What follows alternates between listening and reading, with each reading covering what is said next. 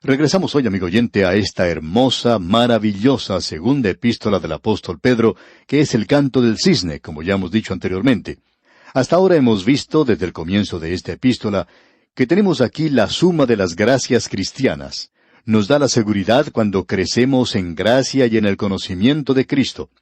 El énfasis se coloca en el crecimiento y el conocimiento, y eso nos da seguridad. Luego vimos en la oportunidad anterior la autoridad de las Escrituras, que es corroborada por la profecía que se ha cumplido. Hoy nos toca analizar la apostasía que es traída por falsos maestros. Esto comienza aquí en el capítulo 2, versículo 1, y cubre todo este capítulo. Es un capítulo, por cierto, muy destacado.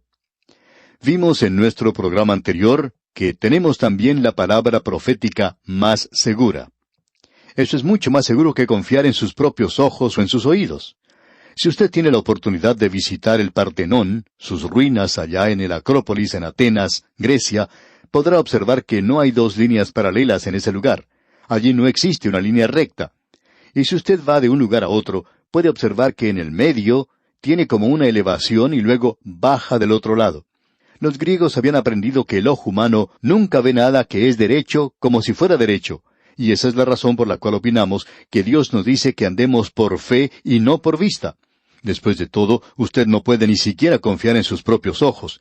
Tampoco puede confiar en sus propios oídos. Pero sí puede descansar en la palabra de Dios y las grandes verdades que se encuentran en ella. Y el hecho de que esto es una profecía que ya se ha cumplido. Debemos decir que más de una tercera parte de las Escrituras es algo profético, cuando fue escrito por primera vez. Esto no debe ser tratado como una especulación o superstición, porque mucho de esto ya ha sido cumplido literalmente.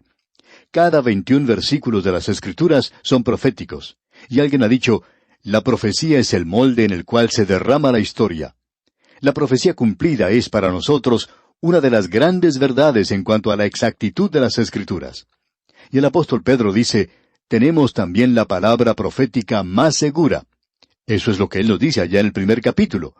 Y un cuarto de la profecía es cumplida, es decir, un cuarto de una tercera parte de la Biblia es profecía que ya ha sido cumplida. El hombre no puede acertar de esa manera. Amigo oyente, hay 330 profecías en el Antiguo Testamento en cuanto a la primera venida de Cristo, y todas ellas fueron cumplidas literalmente. Ahora observe usted esto por un momento. El hombre no puede acertar de esa manera. Yo pudiera decirle a usted que mañana va a llover, y bueno, yo tengo una probabilidad de un 50% de tener razón, porque puede que llueva, como puede que no llueva mañana. Pero según la ley de probabilidad compuesta, yo puedo tener el 50% de la razón. Puedo tener una posibilidad de que llueva. Ahora supongamos que yo pueda decir que va a comenzar a llover a las 11 de la mañana. Bueno, esto agrega otro elemento incierto y ahora solo tengo un 25% de probabilidad, es decir, solo una cuarta parte de esa probabilidad. Supongamos ahora que yo dijera que va a dejar de llover a las 2 de la tarde, y allí introducimos otro elemento incierto. Y ahora eso ha dividido la probabilidad que yo tenía antes a la mitad. Ahora usted puede agregar 330 a eso y ver cuál es el resultado. En realidad, amigo oyente, usted nunca va a poder tener la probabilidad de estar correcto en todo eso. Y esa es la razón por la cual algunos de esos así llamados profetas del presente pueden conseguir engañar a alguien. De vez en cuando ellos aciertan una. Pero estos así llamados profetas, aún hoy, yerran más de lo que aciertan. Y en Israel, un profeta falso era muerto a pedradas si lo que él había profetizado no sucedía. Eso ponía punto final a su carrera como profeta. Pues bien, aquí tenemos un libro, y aquí tenemos la profecía cumplida, y usted no puede negar esa clase de argumento. Ahora, basándose en eso, Pedro dice en la primera parte del versículo 1, pero hubo también falsos profetas entre el pueblo. No solo había profetas verdaderos que profetizaban, sino que sabemos que había también profetas falsos entre el pueblo. En la época en que Acab y Ezequías se levantaron contra los sirios, usted recordará que ellos llamaron a un grupo de profetas falsos de Baal, y ellos surgieron a Acab y a Ezequías que fueran a la batalla. Ahora Ezequías se dio cuenta inmediatamente que ellos no estaban recibiendo la palabra de parte de Dios, por tanto dijo, ¿no tienes aquí a un profeta verdadero de Dios? A lo cual Acab contestó, sí, pero lo tengo en la prisión porque él nunca dice nada bueno en cuanto a mí. Y hay muchas personas a las cuales no les gusta escuchar lo que el predicador les dice, a no ser que esté diciendo algo bueno en cuanto a ellos todo el tiempo. Bueno, así era Acab. Y este profeta Miqueas sencillamente le decía a él la verdad. Así es que ellos le trajeron ante el rey, y él le dijo, si tú vas a la batalla, allí encontrarás la muerte. Y Acab entonces se vuelve a Ezequías y le dice, ya ves, él nunca dice nada bueno en cuanto a mí. Bueno, es una lástima que Acab no hubiera escuchado lo que el profeta dijo, porque allí fue donde él encontró su muerte, tal cual el profeta Miqueas dijo que iba a ocurrir. En esa ocasión había allí cientos de profetas falsos. Ahora Pedro dice entonces aquí, pero hubo también falsos profetas entre el pueblo, es decir, entre la nación de Israel, como habrá entre vosotros los falsos maestros. El doctor Vincent nos dice en su estudio sobre las palabras de la Biblia que esta palabra que indica falsos maestros ocurre solamente una vez, y es aquí en el Nuevo Testamento. Falsos maestros. De estos falsos maestros debe tener mucho cuidado la iglesia.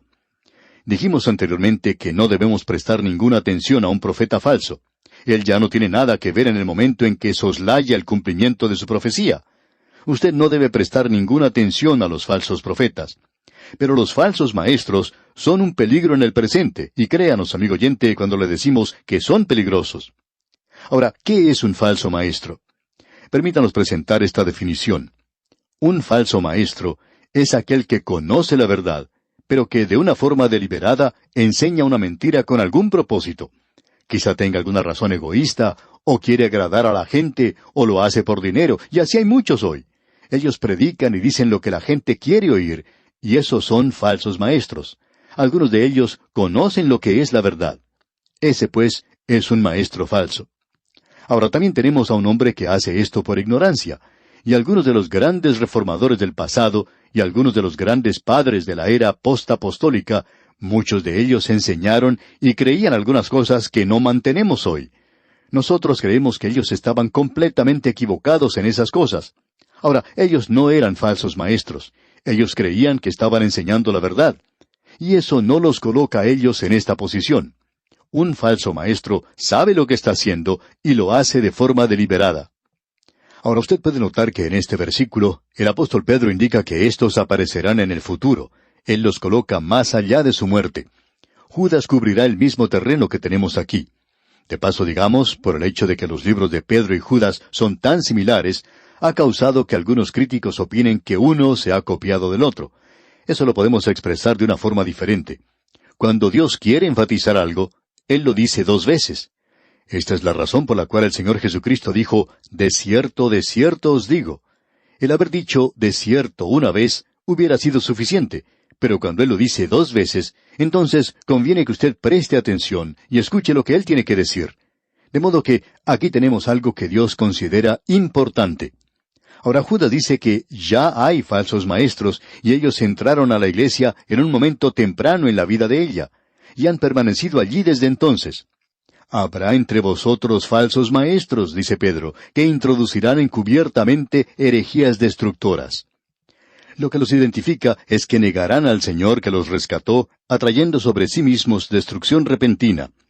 Creemos que aquí podemos encontrar en este versículo una buena definición de lo que son los falsos maestros. Ellos aparecerán en la iglesia como miembros de la iglesia, afirmarán ser creyentes. Ellos trabajan secretamente bajo una cubierta de hipocresía. En cierta ocasión una iglesia que era muy fundamental, por cierto, llamó a cierto ministro para que tomara el cargo de pastor de esa iglesia. Ahora los miembros de la iglesia le hicieron varias preguntas en cuanto a si él creía en la Escritura o no creía, si él creía en la inspiración verbal plenaria de la palabra de Dios. Y él estuvo de acuerdo con todas las preguntas que le hicieron. Pero unos 2 años más tarde, los miembros se habían esparcido por todas partes. Ya estaban asistiendo a otras iglesias, y algunos decían que él los había representado mal. Otros decían que él les había mentido. Bueno, eso es exactamente lo que él había hecho. Él había entrado allí, y en realidad era un hipócrita. Él dijo una cosa, pero en realidad creía otra. Ahora esta gente tiene algo de lo que se considera doctrina verdadera. No hay ninguno de estos cultos falsos que conozcamos que no tenga algo de doctrina verdadera. Eso es precisamente lo que hace de esto algo muy peligroso, y es algo que lo hace más peligroso que si estuvieran completamente en el error. Estos falsos maestros, por lo general, creen algunas cosas que son ciertas y verdaderas. Y nuestro Señor los identificó como lobos con piel de ovejas. Y el apóstol Pablo, en el libro de los Hechos de los Apóstoles, capítulo 20, versículos 28 al 30, hablando a los ancianos de Éfeso, les dice: Por tanto, mirad por vosotros y por todo el rebaño en que el Espíritu Santo os ha puesto por obispos para apacentar la iglesia del Señor, la cual Él ganó por su propia sangre. Porque yo sé que después de mi partida entrarán en medio de vosotros lobos rapaces que no perdonarán al rebaño. Y de vosotros mismos se levantarán hombres que hablen cosas perversas para arrastrar tras sí a los discípulos. Esto es lo que iba a ocurrir, y el Señor Jesucristo los presentó claramente cuando habló de la condición que tomaría el reino después de su rechazo, crucifixión y resurrección. Él no lo establecería entonces, sino que el reino de los cielos iba a ser como un sembrador, iba a ser como un árbol de mostaza, y sería también como la levadura. Y la levadura ha entrado al pan en el presente. Ahora el pan es la palabra de Dios, y hay muchos falsos maestros que están enseñando de esta manera. Los falsos maestros hacen eso por un propósito, por supuesto.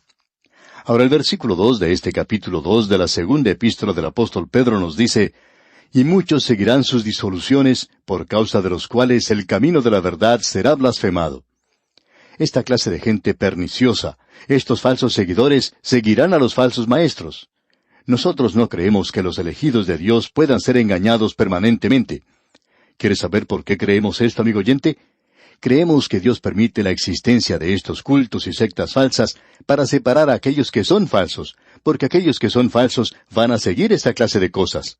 Y eso es exactamente lo que el apóstol Pablo dijo que ocurriría cuando escribió en su primera epístola a los Corintios, capítulo 11, versículo 19, diciendo: Porque es preciso que entre vosotros haya disensiones, para que se hagan manifiestos entre vosotros los que son aprobados. Es decir, que el verdadero Hijo de Dios no va a seguir en esa dirección. El Señor Jesucristo dijo: Mis ovejas oyen mi voz, y yo las conozco, y me siguen. Cuando usted ve a la gente que sigue a esos falsos maestros, están siendo engañados debido a su ignorancia, o están siguiendo el engaño, siendo engañados deliberadamente. Eso es lo que ellos creen. Eso es lo que quieren oír todo el tiempo, y como resultado tenemos esta clase de cosa que aparecerá. Ahora notemos algo más que es interesante aquí en el versículo 3 de este capítulo 2 de la segunda epístola del apóstol Pedro. Y por avaricia harán mercadería de vosotros con palabras fingidas. Sobre los tales, ya de largo tiempo la condenación no se tarda, y su perdición no se duerme. Ahora vemos aquí en este versículo que ellos usarán palabras fingidas. Ahora esta palabra fingidas debe ser aclarada. Y observando lo que dice el léxico griego en cuanto a esta palabra fingido, vemos algo que queremos compartir con usted. La palabra griega es plastos, y quiere decir moldeado o formado. Es barro, cera y piedra. Plastos tiene un sonido parecido a una palabra muy común en nuestros días, ¿no le parece? Sí, amigo oyente, nosotros tenemos una nueva palabra que ni siquiera estaba en existencia en la época de Pedro, y sin embargo sí lo estaba. Es la palabra plástico. Esta es la palabra que se usa aquí. Nos gusta mucho esto porque plástico es algo que usted puede comprar en muchas partes. Una jarra de plástico, un vaso de plástico. Usted puede comprar platos de plástico, puede comprar juguetes de plástico. Usted puede comprar cualquier cosa de plástico hoy porque esto puede ser moldeado en cualquier forma. Y debemos agregar esto, amigo oyente, que hay predicadores plásticos también. Ellos pueden ser moldeados y formados por la gente a la cual sirven. Ellos dicen lo que la congregación quiere oír. Y esa es la palabra que se utiliza aquí. ¿Por qué lo hacen? Vamos a decirle. Pedro lo está diciendo abiertamente. Y por avaricia, dice Pedro. Ellos hacen eso porque son avaros. La avaricia es una forma de idolatría en el presente. Estas palabras plásticas o palabras fingidas, como dice Pedro, es algo interesante. Cuando apareció por primera vez la neortodoxia, engañó a tanta gente. Amigo oyente, lo que ocurre es que hay muchos de estos predicadores que utilizan el mismo vocabulario que nosotros, pero no tienen nuestro diccionario. Pueden decir las mismas cosas que decimos nosotros, pueden utilizar el mismo lenguaje que utilizamos nosotros, pero no quieren decir lo que nosotros queremos decir. Pueden predicar una cosa y no creer en eso. Lo importante en esto en realidad no es lo que esta gente dice, sino lo que quiere decir con lo que dice. De modo que están haciendo esto por un propósito. A veces están codiciando alguna posición, quieren tener renombre, popularidad. Hay muchos que buscan eso. Y también codician el dinero. Hay muchos de ellos que tienen avaricia en ese sentido en particular. No creemos, amigo oyente, que estemos diciendo tonterías. En cierta ocasión apareció un artículo en una publicación cristiana, y no vamos a mencionar los nombres, pero allí se cuenta de la reunión de un conocido evangelista. Esta es una reunión que fue copiada textualmente para la revista. El pastor presentó al predicador y dijo, «Este es un hombre que me gusta mucho, porque él ama al dinero como lo amo yo». Luego el evangelista se levantó a predicar. Era un predicador muy dinámico, de mucha fortaleza, y puso una buena actuación. Y por 45 minutos no leyó la Escritura y tampoco citó un texto de la Escritura. Él citó parcialmente 3 o 4 versículos y usó el pronombre personal yo 175 veces.